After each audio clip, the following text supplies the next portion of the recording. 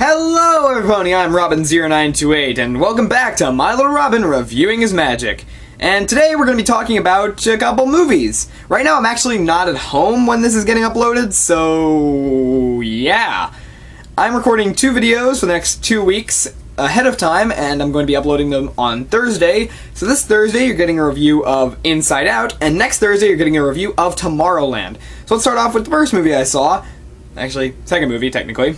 But the first review you're getting on a Disney movie this year. Inside Out. This is the latest creation from PIXAR. And if you guys don't know, I'm a huge PIXAR fan. I mean, look at that. Look at that. That is my Toy Story 3 poster. I have all the DVDs for all the previous Toy Story movies, a lot of PIXAR films on DVD and digitally. So yeah, I take a lot of inspiration from Toy Story. Now, let's talk about their brand new film, but before we do that, we actually have to go back to 2010. 2010 saw the release of Toy Story 3, probably one of their biggest successes ever. Like, ever. Crossing the $1 billion line, made a crap ton of money. So, how do they follow it up? Another sequel. Makes sense. Cars 2. Didn't do as well as Toy Story 3. In fact, it's critically panned. It's one of the worst movies they've ever made. So, they make an original film, Brave. Brave was good. It wasn't the greatest movie ever, but it was pretty good for an original story. Didn't do as well as they thought. So, they went and did a prequel, Monsters University in 2013. Not the greatest film choice ever. So, they skipped 2014, moving The Good Dinosaur to later this year, which I can talk about whenever I want to talk about Good Dinosaur. And we got the release of their newest film, a brand new intellectual property called Inside Out. And Inside Out is kind of the weird movie. It's got its own unique style, and it's got a great concept. And this is what I was really excited about when I was hearing about this movie and kind of like getting myself pre-game to go see it. The idea that inside your body that there are these kind of people almost that control your emotions. I thought that was really a cool idea. The characters that they came up with, joy, fear, anger, sadness, and disgust. You notice disgust is last, and I'm going to talk about the 3 characters that are not important. Yeah, it gets annoying. So I thought, okay, this will be interesting. You know, there's some good opportunities for comedy here. Dang, this movie hits you in the feels. There's a lot of good jokes in this movie. There's great ideas and great jokes in it, but when it hits you hard. And this is where I'm going to tell you, spoiler alert. There are going to be spoilers, so I'm talking about the entire movie. So let's start off with the characters. So we have our 5 basic emotions that live inside of this little girl, Riley. She's 11 years old at the start of the movie, and by the end she's 12. So Riley is very interesting. Of course, there are lots of fan theories about why her emotions are different genders when other people's aren't. In all honesty, I don't think that Pixar was trying to insinuate anything with this. I think it was just that they wanted different actors. They didn't want to have an all-female cast or an all-male cast, so they kind of went in the middle and split it. And I think that actually worked for the movie. I think that you got really good talent. Like, you got Louis Black as Anger, probably my favorite character. Amy Poehler as Joy. Trying to remember everyone else's names. I'm going to put them right here. That's a good place for the names. Here's the cast of the main emotions. So either way, I actually really did like these characters, and that was something I was very concerned about, though, was that their character was based on their emotion. You know, joy, sadness, fear, anger, and disgust. Anger, sadness, and joy were the 3 that I was really concerned about, because you have these characters that literally their name is their main emotional trait. You can't really do that much with these characters. You can't do that much if you're going for a 3-dimensional character while still sticking to their emotion. So I was really concerned that was what they were going to do, just have their emotion be...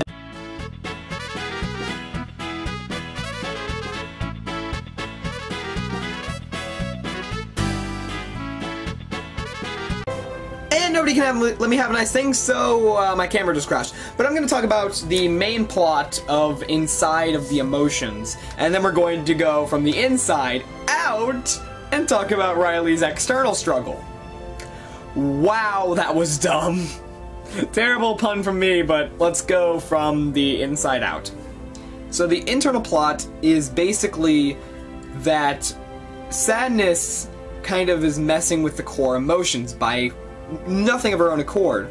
So when Joy tries to stop her, she accidentally loses all the core emotions, you know, the things that make Riley herself. I'm going to talk about this in a minute, and it's going to keep that idea stored away for a little bit. So then they get lost in long-term memory. And long-term memory, by the way, is one of the most beautiful locations for a movie. I just love how it looks, you know, the different curves in the shelving. It looks like an actual brain. It looks really cool. Pixar does a really good job with their set design, and this movie is definitely no exception.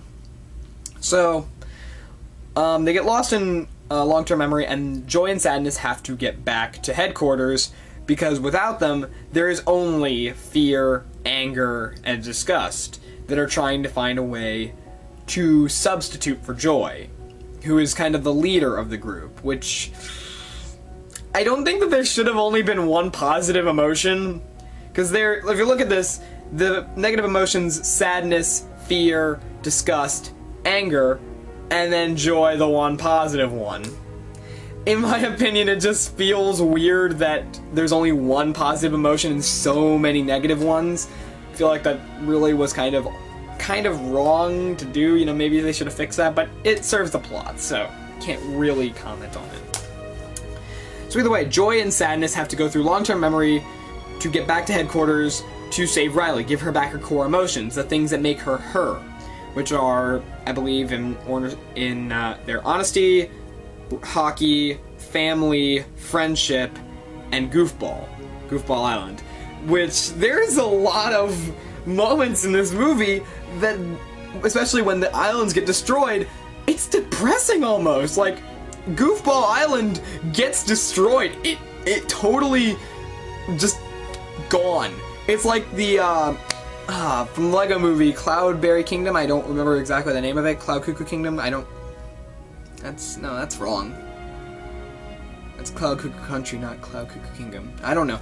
If you guys remember Lego Movie, put it in the comments below. I don't remember it right now, so sorry.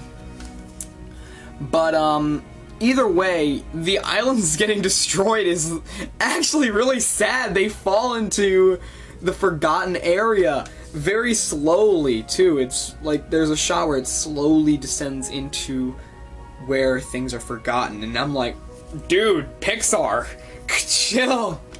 We're all good over here. Yeah, that was very cool. It was very cool way that they did it, and the way it got destroyed too was also horrendously violent for a kids movie. Another thing that I really liked in this movie, characters were made. Bing Bong. Gotta talk about my man Bing Bong. Bing Bong is Riley's imaginary friend, and I almost cried in the theater watching this movie because of Bing Bong's sacrifice. Now, if you haven't seen the movie, again, spoiler warning, I told you earlier, and now you know Bing Bong sacrificed himself. In the movie, they're using Bing Bong's rocket, which is powered by song. And they try to go up it the first time, doesn't work. They try to go up it the second time, doesn't work. Bing Bong is kind of disappearing at that point. He's slowly dying. He's slowly being forgotten by Riley. And the way that he knows that if he keeps staying, then he's just gonna weigh down Joy, and Riley won't get help. So the third time, he basically tricks Joy into thinking that he's coming with her, jumps out of the rocket, and then Joy gets up there, and oh my god, the line that Bing Bong has, which is, I believe, if I can remember exactly the line, it was, you know, make Riley happy for me, and oh, it hurts. It really hurts just seeing that. The entire forgotten section, oh my god, it's so many tears, you know. You think about all the memories you used to have. I do not want to experience this movie as a parent, you know, with teenage kids, just like my mom did when she went to go see it. Oh hey, I widened it. I forgot I could do that. Wide shot! And, you know, you remember things that are insignificant at some point, and then you remember them, and you can't help but love those memories, and oh, this movie really, really does make you want to cry a lot. And if you're a fan of that, and you like, you know, getting sad at movies, Inside Out's the perfect movie for you. If you love the feels, you're gonna love Inside Out. And I would recommend seeing it again, you know, more than once. There's just so much nuance into it, and I love it. I love Inside Out. It's such a good movie. But there are things that I didn't like. I felt like the movie kind of drags a little bit in the middle. There are points where I thought the movie was ending, and it just like, boom, plot point. And yes, it did provide even better scenes, but yeah, I think that it was at the expense of kind of tightening up the movie a little bit. You know, it definitely felt like it was kind of loose and dangly in some places. But the movie could have been tightened up a little bit if it was cut a little bit more. I don't know, you know, maybe that's just me talking. Another big problem that I have with this movie, and it's actually a big problem, but it doesn't make me... I don't like the movie's main plot less for this, but fear, anger, and disgust really don't get much to do in this movie, and that really did hurt, because they were characters that were interesting. The voice acting was amazing. Fear, of course, Flint Lockwood, as I call him. Oh, I just hit the camera. I'm not gonna cut this, am I? Probably not. But Fear didn't get much to do. Fear, I thought he had a really cool there was a really good idea for Fear, because he's also a movie critic, which, you know me, it was hilarious to see that when the Dream Productions. But really? We didn't get any more Fear. We didn't get more Fear. We didn't get that much disgust. Anger probably got the most development out of the three characters that weren't focused on, so, you know, I guess you could say that Anger got the better end of the deal on that one. But even Anger doesn't get much to do in terms of the plot. You know, he gives Riley the idea of running away, and that's it. Great, but it wasn't, you know, really something... It was a big idea, but it really didn't give him much to do outside of that. He had probably some of the funniest lines, though, which was a problem. I was really looking forward to Anger. Anger had some of the funniest lines in the trailers, and he had some of the funniest lines in the movie. But he really got kind of sidelined for a lot of the movie to give way for joy and sadness and the human plot, which now we're going to talk about that. The human plot. This was really sad. Probably one of the saddest plots that Pixar has ever pulled. So, the idea of the human plot is that Riley, after she loses her core emotions, she kind of starts losing herself. She doesn't know who she is anymore. She kind of becomes depressed. And that's one of the most creative ideas that Pixar's ever made. But it's also one of the saddest ideas. Like, it's very accurate to how you feel when you're depressed. You start forgetting, you know, what you liked. Like, for her, it was hockey. She doesn't care about it anymore at some point in the movie. It's really a great depiction of depression, and kudos to Pixar for making this. Kudos to them for really putting in the effort. It could have been really easy for them to just make her mopey and just annoyed all the time, or make her emo. But no, they put in enough time and care to make her depression feel real. And that was something that it really needed. I will say the resolution was a bit quick, where, you know, sadness just comes in, solves the problem. That was probably the worst part of that. You know, just the resolution, that it was so quick, like there was no repercussions for it. But that scene where she's running away, it's probably one of the best edited scenes, because just the flash, boom, boom, boom, boom, boom, cut, cut, cut, cut, cut, cut, cut, scene, scene, scene, scene, scene. You really feel the tension in there. And that was something really good with this movie. There's always pressure on these characters. Like, we gotta get back to headquarters. We gotta restore the core memories. We gotta help Riley out. We gotta make more core memories for the other three characters. We gotta keep, you know, making sure that she stays somewhat happy. It's always bam, bam. There's so much pressure in this movie.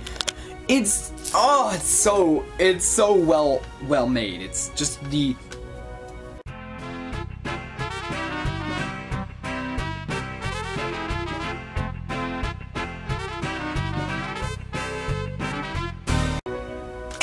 camera crashed again! Woohoo! 2 times in the same review. So yes, I really did love this movie, and I'm gonna wrap it up now because we're almost at the 20-minute mark. So, what were my overall thoughts about Inside Out? One of the greatest movies that Pixar has pulled out in the last few years. Just constantly funny, constantly emotional, just one of the best things that Pixar has ever pulled out. And it just came out of nowhere. I didn't even think I was gonna see this movie this year. But, you know, darn those trailers, they're cute. They are very cute. I will always say that the trailer got me in the theater. It was so adorable, and I'm like, oh, this is so creative and so interesting. I want to see it. And then Pixar just hits you with those feels this time. Pixar, what a return to glory for Pixar. They got up and they held their own in this fight for this year. So definitely one of the best animated features I've seen this year. I don't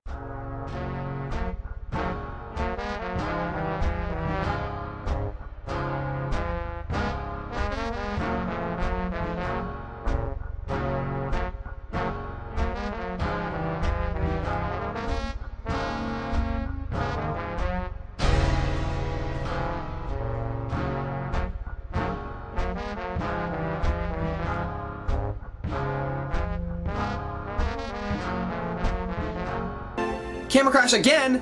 I'm gonna wrap it up now. With a lot of other animated features coming out this year, I don't think that there's gonna be really anything to top Inside Out. So my name is Robin0928. I will see you guys next week, where I will be covering Tomorrowland.